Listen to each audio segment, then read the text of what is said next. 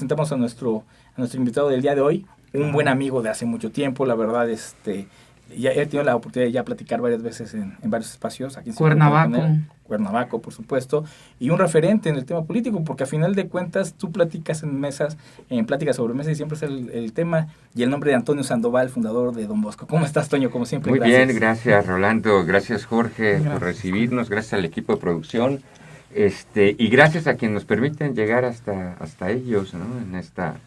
En esta ocasión, ¿no? Me da mucho gusto estar aquí. No, al contrario, Toño, es lo que platicando, y es en serio, muchas veces cuando estamos platicando de temas de grilla, pues siempre sale tu tema, siempre has estado muy inmerso pues traes la cosquillita de la grilla, mucha gente te aprecia para pues bien. Pues más bien traigo el tema social, ¿no? Sí, o sea, claro. Yo he entrado siempre en el tema social y me he asomado, efectivamente, claro. Me he asomado al asunto, aunque no he participado todavía en ningún proceso formalmente, ¿no? Pero llama mucho la atención que nunca has participado lleno, pero la clase política te tiene muy en su radar, y apenas ayer estaba platicando, o antier, con Jorge Mit, y me decía, él tiene que ser, es un buen proyecto. Y siempre varios amigos y gente que le sabe, además, ¿no? Sí. Entonces, siempre es enriquecedor pues, platicar contigo. Y oye, Toño, pues bueno, acaba el día de ayer entrar la 55ª legislatura, es el tema y el chisme del momento en Morelos. ¿Cómo lo percibes tú este asunto? Pues mira, me llamó la atención la introducción que hacías, que decías que había mucha expectativa sobre esta legislatura, porque en el fondo lo que hemos tenido ha sido una legislatura que es mala, la otra que es peor, la otra que es todavía más mala que la anterior, y así pareciera que se van dando las cosas en nuestro estado. Afortunadamente ahora hay una recomposición de fuerzas. Espero que no vayamos a llegar a la parálisis que tuvimos, a la parálisis legislativa que tuvimos en los últimos 3 años, en donde prácticamente nada avanzaba, ¿no? Nada. Y yo creo que en esta nueva lectura también tendrá que haber pues una actitud distinta del Ejecutivo con respecto al Legislativo, porque si no hay entendimiento, vamos a entrar como a una situación que dificulte mucho el caminar de nuestro estado, ¿no? Fíjate. La primera cosa, pues les toca ahora, tendrá que aprobar el presupuesto, ¿no? Y cada minuta. Los presupuestos que cada vez son menores, las participaciones federales son cada vez menores, en fin, ¿no? Pero que hay que hacer una aprobación del presupuesto que sea muy responsable, que sea muy teniendo en cuenta aquello que tenemos que atender, pues, ¿no? Por ejemplo, y te lo platicaba ahorita antes de empezar, el tema del regreso a clases, ¿no? Sí. O sea, por una instrucción presidencial, por una petición, dijeron hay que abrir las escuelas. Yo estoy de acuerdo que hay que abrirlas, ¿no? Pero hay que abrirlas con condiciones, ¿no? Sí, claro. Y muchas de las escuelas públicas tienen una carencia enorme de lo básico, pues incluso de agua para lavarse las manos, ¿no? Entonces, es decir, ¿dónde vas a poner los dineros, ¿no? En una situación en donde la pandemia hoy te está obligando a repensar las formas de distribuir los dineros, sí, que son pocos. Fíjate que es un punto importante que pones, el tema de la discrecionalidad, el tema de redireccionar criterios, para que en ese sentido redirecciones el recurso, porque al final de cuentas la pandemia nos ha venido a dar una nueva, no normalidad, es una nueva realidad, hay que decirlo, es una nueva realidad, exactamente, y entonces pues, se entiende que la primera prioridad es un tema sanitario, pero que también va anclado también, hay que decirlo, con un tema económico, porque ya vivíamos una crisis económica severa, como hace 50 años no la había en el país, y entonces en ese sentido deben de empezar a planificar como bien dices, ese presupuesto en focalizarlo en el tema de la educación, porque hoy, sobre todo que el presidente ya dio la indicación, y entonces acaba de regresar esta semana los chiquitines y los estudiantes, entonces tienes que priorizar en ese aspecto, ¿no? Sí, así es, ¿no? Yo creo que es un paquete grande que le toca a la legislatura actual. Esperemos que esté a la altura, ¿no? Y esperemos que no dentro de 3 años estemos diciendo, hijo, salió peor que las otras anteriores que hemos tenido, porque así ha sido, ¿no? Sí. La realidad, Toño, es que, bueno, como un luchador social, como fundador y director general de Don Bosco, has hecho una labor de muchos años. ¿Tú crees que hoy el tema primordial en el estado de Morelos, sí, obviamente es el tema de salud, sí es el tema de desarrollo económico, pero se debe enfocar mucho al tema social? Hay municipios, Toño, Rolando, que llegan al 80% de pobreza en Morelos. ¿Tú crees que hay que redireccionar más que recursos? Es obvio, Toño, pero hay que realmente pensar en un Morelos desde el punto de vista social. Sí, yo creo que sí. Yo creo que Morelos creció de manera muy importante en la última medición del Coneval en sus índices de pobreza, ¿no? Entonces, hace años, déjenme decirles, cuando me tocó prestar el servicio como secretario ejecutivo del Consejo Ciudadano para el Desarrollo Social, en Morelos no existía ley de desarrollo social. Y entonces, que era pues una obligación que tenía el Estado, ¿verdad? Un pendiente. Éramos de las únicas 3 entidades del país que no teníamos ley de desarrollo social y que estaba mandatada por la Ley General de Desarrollo Social. Hicimos un trabajo muy bonito, yo creo que de mucho acuerdo con las fracciones parlamentarias. Se logró que el gobernador la presentara como iniciativa preferente y se aprobó en menos de un mes por unanimidad. Pero una de las cosas que esta ley de desarrollo social establecía es que el presupuesto, en términos reales, ¿no?, para el gasto social no podía ser menor, en términos reales, al anterior. Es decir, considerando la inflación, no podía ser menor al que había sido el año anterior. Okay. Y lo que yo creo es que hay una falta, una omisión con respecto a la ley, porque esto no se ha cumplido, ¿no? Porque cada vez son menos los recursos, no solamente a nivel estatal, también en el nivel federal, ¿no?, que se le están destinando al desarrollo social, ¿no?, y que efectivamente esto impacta en la vida de las comunidades. Porque mira, los programas sociales que pueden tener bondad, ¿no?, habría que analizar y que habría que pensar si están bien direccionados, si están bien focalizados, etcétera. Pero bueno, pueden tener una buena intención, no van a resolver el tema, ¿eh? No. Ese tema pasa por muchas otras cosas, entre ellas también la organización comunitaria, ¿no? Y hay que hacer un acento muy importante que yo creo que el programa aquel Progresa, Prospera, Oportunidades que teníamos. Solidaridad, ¿no? Bueno, y antes Solidaridad, ¿no?, apuntaban a cosas importantes. Una de ellas era el tema de la educación, sí, la salud, la nutrición. O sea, queremos tener una buena, una niñez que crezca con posibilidades de ascender socialmente a partir de la educación, pues tenemos que aportarle también a la nutrición. Y el tema de solidaridad lo que hacía es que movilizaba a las comunidades. Fue el último programa social que movilizó realmente a las comunidades, ¿no? Y por más que hayas nacido en el sexenio de Carlos Salinas de Gortari, bueno, hay que reconocerle que este fue un verdadero acierto que generaba tejido social porque las comunidades también aportaban lo que tenían en su haber, ¿no?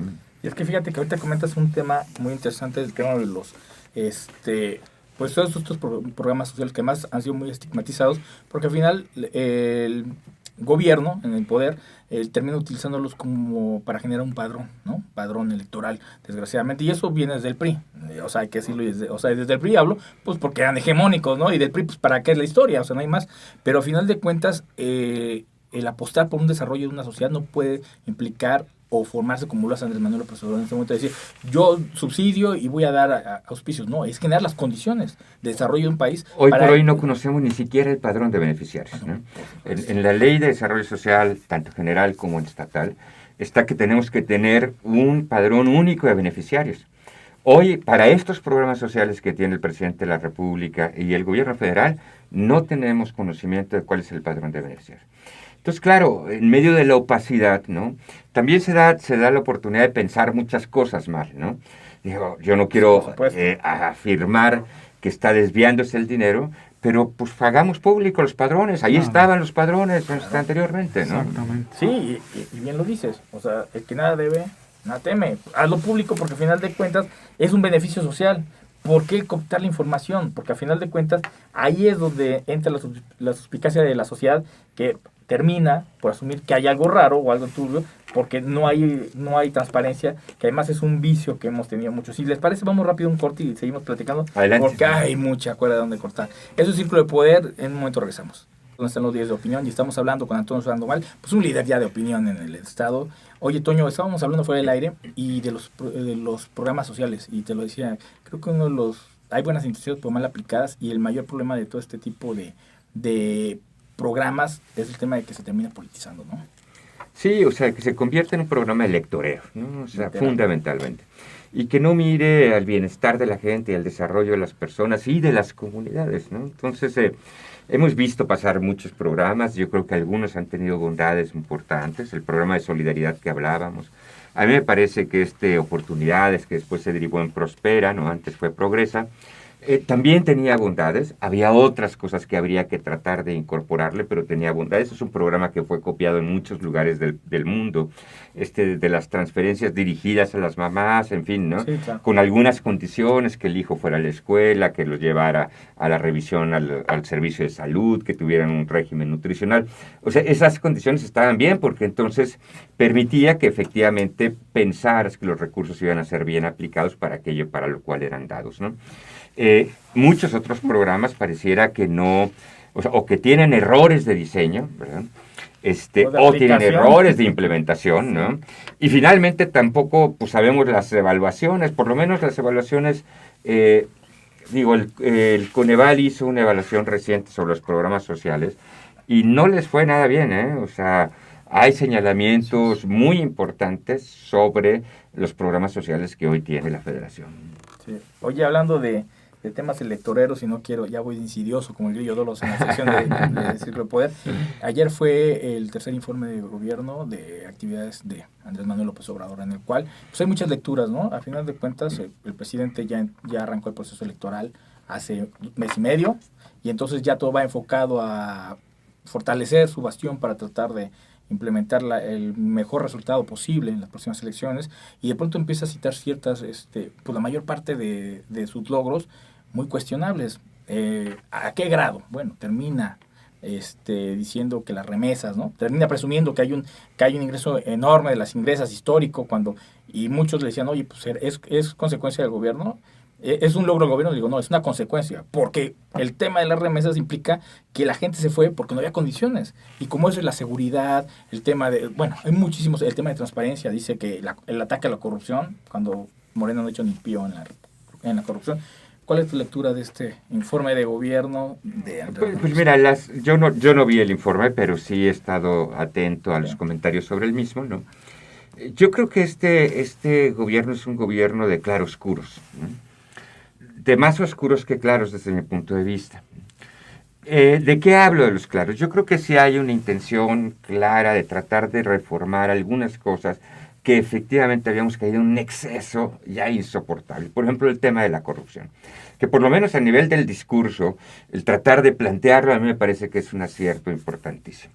Otro acierto es decir, a ver, aquí no puede ser un país de privilegios, ¿no? Los grandes evasores fiscales, pero las grandes, sí, los de veras. o sea, sí, los que tienen de veras dinero y que evadían, algunos evaden todavía, los amigos del presidente, pero bueno, ¿no? Entonces, hay cosas que efectivamente son acierto. Acierto es la visión de decir, a ver, tenemos para trabajar y que esta sociedad se desarrolle, tenemos que tener una mirada específica sobre los pobres. ¿Qué cosas me parece que hay de desacierto y que son, desde mi punto de vista, muchas? Primero, me parece que no puedes tratar de llevar adelante una sociedad polarizándola, enfrentándola, ¿no? Porque además tocas una vena que es una vena muy difícil, que es una vena cultural, donde estás alentando resentimientos, y me parece que un jefe de Estado no se puede dar esa libertad de alentar resentimientos. Un jefe de Estado tiene que estar para tratar de construir la unidad nacional. Por el otro lado, yo creo que en algunas cosas hay un diagnóstico acertado. Hay una pésima implementación, una estrategia muy mala para implementar las cosas, ¿no? No ha generado certidumbre, no ha generado confianza, trae un pleito o sea, pareciera que en este régimen que podríamos llamarlo populista, ¿verdad? Pues el asunto es cómo me voy peleando con todos, ¿no? Literal, con todos. Todos los de allá son los malos y nosotros, por los de acá, que seguramente cada vez irán siendo menos, somos los buenos, ¿no? Complicado. Complicadísimo. Toño, la falta de políticas públicas en el estado de Morelos que estén dirigidas al menos al sector más vulnerable, que son los niños. Tú has hecho una labor de hace muchos años. ¿Qué está haciendo hoy Toño Sandoval para poder generar en ese sentido, permear hacia la sociedad y que esta nueva legislatura pues voltee a ver estas grandes necesidades que se deben obviamente traducir en políticas públicas productivas? Yo desde hace 24 años, Jorge, trabajo el tema educativo vinculado al tema del desarrollo comunitario. Y en realidad los tiempos y los recursos dan para pues, dedicarte prácticamente a lo que tú estás haciendo, ¿no? Trabajamos en 5 municipios del estado de Morelos ahorita, ¿no? Y en esos 5 municipios lo que tratamos es de formar a generaciones jóvenes, ¿no? Con un sentido de solidaridad, tratar de animar la vida comunitaria para que ésta se vaya transformando, porque no todo es dinero, ¿eh? Sí. O sea, hay gente que piensa que todo se resuelve con dinero y no es cierto. Hay otras cosas que hay que tocar y hay que tratar de transformar.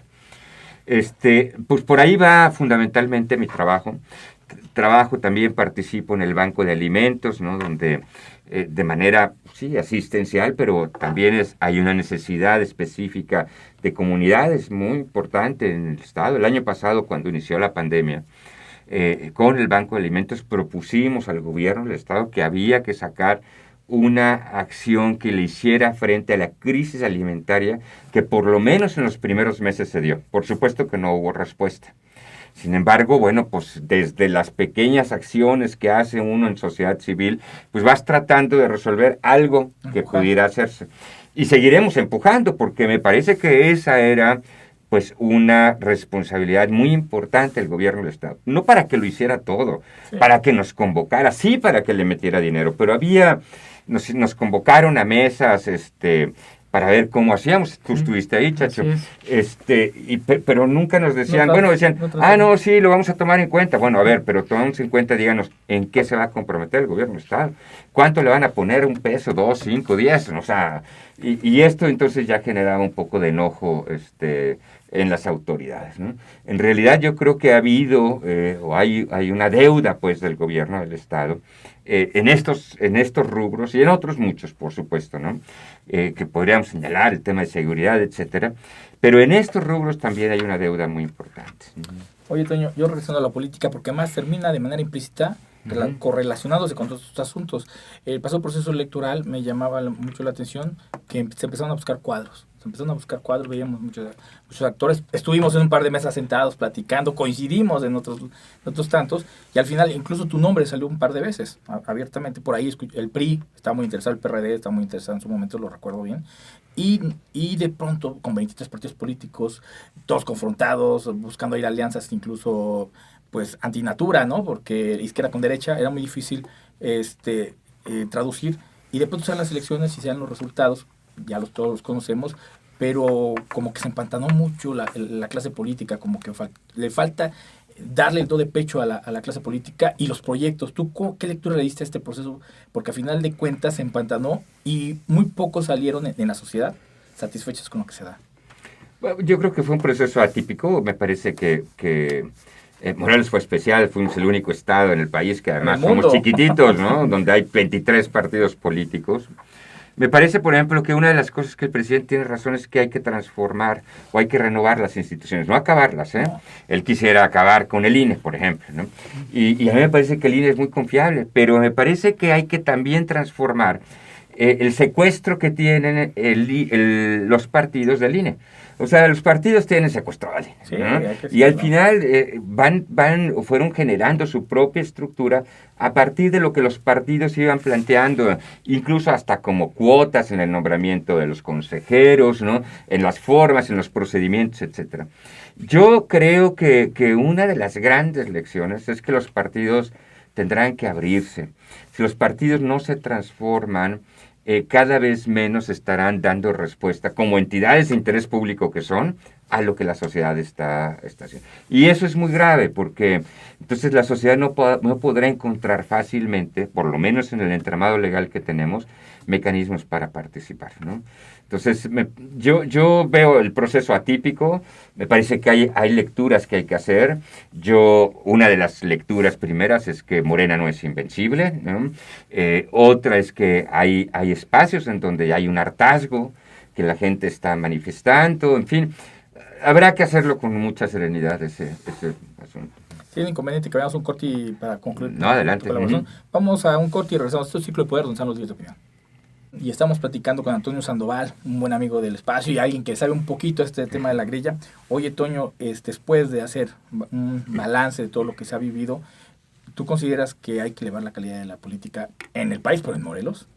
Sí, por supuesto. Yo desde hace muchos años, alcancé a leer hace como 20 años, 25 años, un documento de los obispos franceses que decía, necesitamos rehabilitar la política. Y desde entonces yo he estado dándole vuelta al asunto, y es cierto, ¿no? O sea, la política necesita una renovación profunda de fondo para que sea, ustedes saben mi formación, ¿no? Una expresión, como decía el Papa Pío XII, la expresión más alta de la caridad, ¿no? Que hoy, pues no podríamos decir que expresa eso, pues, ¿no? O sea, más bien sería como la expresión más alta de la voracidad o el deseo de generarse lana, o sea, no es, o sea, quedó desprovista de esta vocación de servicio, y sí hay que rehabilitarla, ¿no? Oye, hablando de la tranza, de la trampa, lo hablamos fuera del aire, creo que sí vale la pena que lo toquemos, aunque sea por encimita, el hecho de cómo la clase política tuerce todo lo que puede tocar.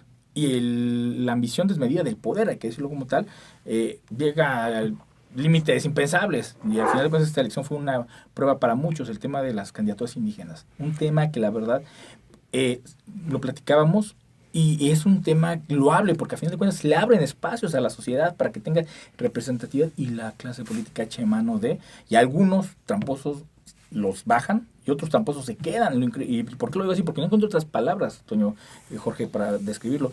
Es increíble cómo la clase política puede echar mano a costa de lo que sea, de temas realmente importantes y de representatividad social. Sí, fíjate que a mí me parece que como hubo un avance en las acciones afirmativas, ¿verdad?, que llevaron a que el instituto estableciera la obligatoriedad, ¿no?, de que hubiera espacios para los indígenas, espacios para la comunidad de la diversidad sexual, sí, y espacios para las personas con discapacidad, ¿no? Bueno, en los tres casos hubo manera de darle la vuelta, ¿no? Hubo en otro estado, ¿verdad?, personas que se querían hacer pasar como trans solamente para tratar de llegar y de quitarle ese espacio a la comunidad de la diversidad sexual, ¿no? En otros casos hubo quienes se autoadscribieron como indígenas sin serlo, ¿no? Buscando un documento, buscando alguna cosa, ¿no? Y en otros, bueno, pues quienes alegaron una discapacidad, ¿no?, que bueno, pues finalmente todos tenemos, digo, con el paso de los años, ¿verdad? Pues ya usamos lentes, ya usamos aquello, pues sí, sí es una discapacidad, pero es una discapacidad, pues no que te viene del nacimiento y que te ha generado una condición como para ir hacia adelante, ¿no? En los tres casos, gente de todos los partidos intentó hacer trampa. En muchos casos, esa trampa les valió. Y en otros los echaron abajo y, bueno, conocemos algunas experiencias cercanas. Jorge. Toño, ¿la teología debería de ser una materia que deberíamos de incluir en la educación de los niños en nuestro país? No, yo creo que lo que tenemos que insistir son sobre los valores universales, ¿no? A mí me parece que, si bien es cierto, desde mi convicción el ser humano tiene una dimensión trascendente, habría que dejar que cada quien vaya escogiendo cuál es el camino por el cual lo quiere vivir esa dimensión trascendente, pero sí tenemos que vivir con una ética de mínimos, por lo menos, ¿no? O sea, y en esta ética de mínimos en donde tratemos de cuidar esta sociedad para hacerla ir hacia adelante, ¿no? En donde nos hacemos responsables de nosotros mismos, de los demás, del ambiente, ¿no? En donde crecemos con un sentido de alteridad, es decir, no vivimos solos, pues, ¿no? Nos realizamos en el encuentro con el otro, y particularmente en donde caigamos en la cuenta que tenemos una responsabilidad con quienes han tenido menos condiciones favorables para su desarrollo. Ya que no, que se reglamente, ¿no? Sí. O sea, y a final de cuentas, donde la moral no llega, pues hay que implementar la ley. Pero el problema de la implementación de la ley, que muchas veces quien la hace, la tuerce, es el tema, ¿no? Sí, aunque yo creo que fíjate que la norma, antes que ser aplicada de forma legal, tiene que ser interiorizada. La mejor manera es interiorizar la norma. Y qué mejor, ¿verdad?, que pudiéramos haber generado un gran programa de cultura o programas de cultura de la legalidad en el país, ¿no? Que eso nos hubiera llevado a salir adelante de muchas cosas, ¿no? O sea, si piensas por qué en otros países tienen como un mayor apego a la norma, pues hay una presa, hay un descubrimiento que la norma también te ayuda a organizar la vida social, la vida en común, etcétera, ¿no? Aquí no, aquí lo que hacemos es tratar de ir por encima de la norma, a ver cómo lo logramos, No, ¿no? digo, la educación es laica, lo entendemos Sí. perfectamente, pero comentas algo muy importante, Toño, la ética en los seres humanos. Yo creo que eso tenemos que darle a nuestros hijos o a las nuevas generaciones, ¿no?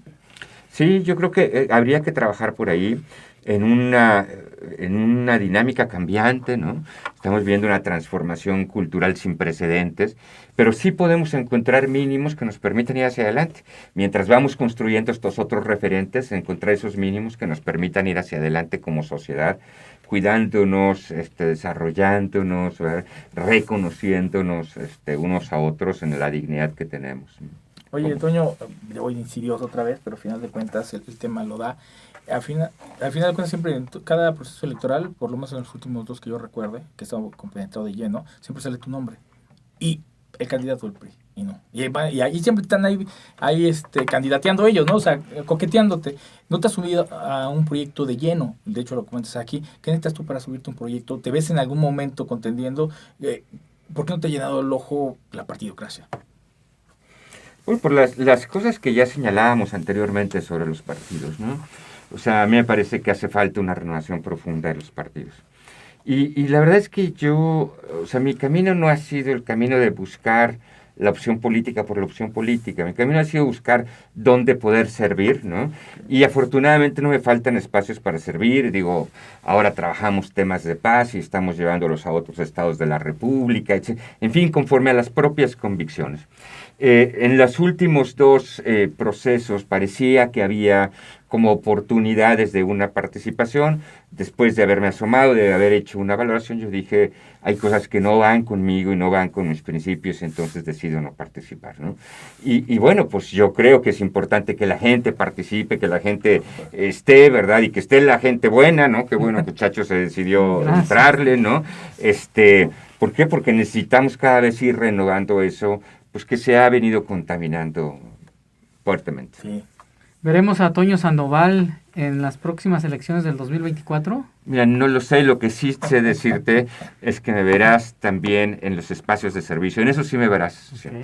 Lo otro no lo sé porque depende de muchísimas variables. Es que es muy complicado, ¿no, Toño? Al final de cuentas, el que un proyecto político, cuando uno se endosa con un partido, endosa su reputación y endosa muchas cosas que a lo mejor pasa para que no es implícito la clase política que la reputación de una persona, que al final de cuentas lo único que uno tiene es tan importante, pero de pronto es muy difícil en anclarte a algún proyecto cuando precisamente todo lo que hemos venido enumerando en este momento, pues difícilmente encuentras una opción real, pero también hay que empezar a integrarse, como dices tú bien, en esos ejercicios democráticos y empezar a pertenecer y cambiar los partidos políticos, porque si tú los dejas en manos de los que están ahorita, pues no van a cambiar, ¿no? Entonces es un tema muy complicado porque parece que es un círculo vicioso que de alguna manera hay que romperlo. Así es, ¿no? Yo creo que hay que hacer una apuesta importante en las nuevas generaciones. Sí. Yo diría, de las cosas que mejor podrían hacer los partidos es invertir en la formación de las nuevas generaciones, ¿no? Y habría que hacerlo no solamente desde los partidos, sino desde la sociedad. Yo diría, los grupos de empresarios que sean capaces de decir, oye, vamos a empezar a generar seminarios de altura, no solamente para la parte empresarial, qué bueno, ¿no? Sí, claro. Pero muchos salen de la parte empresarial, salen para la participación política, y cómo ir formando desde muy jóvenes a la gente para que tenga también estos valores. Y ha habido esfuerzos que me parece que son importantes. Yo, en mi recorrido por la vida, he encontrado políticos de todos los signos, ¿no? Muchos de ellos que venían de luchas de base, muchos venían de comunidades eclesiales de base, otros venían de otras expresiones, por ejemplo, de iglesia distintas, ¿no? A lo mejor más conservadoras, en fin. Pero había gente, o me he encontrado gente siempre también muy auténtica, ¿no? Porque hay de todo, tampoco podemos generalizar y hay de todo, ¿no? Pero habría que seguir empujando para que construyamos nuevas generaciones que quieran entrarle a la política desde una óptica distinta a la que en muchas ocasiones hoy se manifiesta. Que al final de cuentas la juventud ya no es nuestro futuro, es nuestra realidad, y por desgracia lo hemos hablado mucho aquí en este espacio, la clase política se aferra a perpetuarse y la transición generacional no existe, y a lo más que hemos llegado a aspirar en estos momentos todavía es a los bebesaurios, ya no solamente el PRI, ahí está el PAN y tantos, que lo único que hacen es seguir perpetuando los vicios que no nos llevan a ningún lado. Así es. ¿No? Antonio Sandoval, el fundador de Don Bosco, te agradezco mucho, como siempre que hayas venido. Tu punto de vista siempre nos enriquece, porque al final de cuentas, tú como muchachos son entes sociales que han coexistido con la clase política y que hasta el momento, por lo menos, van caminando y tienen muy claras sus puntos de vista, y eso es importante, porque no la política está hecha y dicho ya todo, hay que innovar, ¿no? Al final de cuentas. Así es, ¿no? Yo creo que siempre hay una oportunidad de recomenzar, ¿no? Pues gracias, Rolando, gracias, Chacho, gracias, Alexander, gracias, Erika, y pues gracias a que nos aguantaron, nos dieron paciencia. Un gusto, ¿no? Y un privilegio, Toño. Muchas gracias, muchas gracias. Estaremos platicando porque esto va empezando apenas. Apenas va empezando, sí, muchas gracias. Eso es Círculo de Poder, en un momento continuamos.